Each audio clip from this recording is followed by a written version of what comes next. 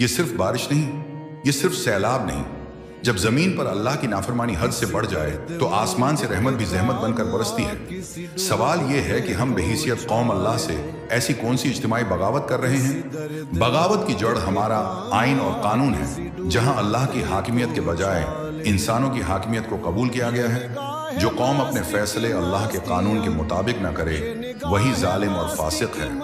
ہماری معیشت اللہ اور اس کے رسول سے کھلی جنگ پر مبنی ہے۔ سودی نظام ہماری رگوں میں دوڑ رہا ہے اور ظالمانہ ٹیکس نے غریب کی کمر توڑ دی ہے۔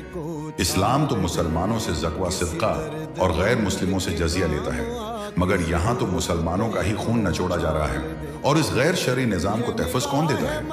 ہماری عدالتیں جو غیر اللہ کے قانون پر فیصلے دیتی ہیں، اور ہماری پولیس جو اسی ظالمانہ نظام کو عوام پر مسلط کرتی ہے۔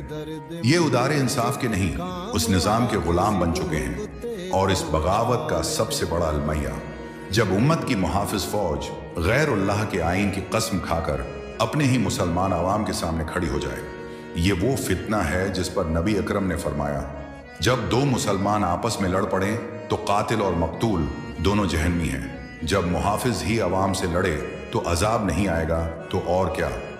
جب سود اللہ سے جنگ ہو، جس قوم کی حکمرانی عورت کے ہاتھ ہو، بے حیائی عام ہو، مساجد کو شہید کیا جائے، مہنگائی عام ہو، لوگ فاقے سے خودکشیاں کریں، قانون غیر شرعی ہو، ادارے ظالم ہوں اور فوج اپنے ہی لوگوں کے مقابل ہو، تو جب بغاوت زمین کے ہر کونے میں ہو تو عذاب آسمان سے کیوں نہ آئے؟ مگر اللہ کی رحمت اس کے غضب پر حاوی ہے۔ راستہ اب بھی باقی ہے، اجتماعی توبہ کا راستہ، اللہ کی حاکمیت کی طرف پلٹنے کا راستہ، کیونکہ اللہ اس قوم کی حالت تب تک نہیں بدلتا جب تک وہ خود اپنی حالت نہ بدل لے۔ یہ نگاہ مست کی مستیاں کسی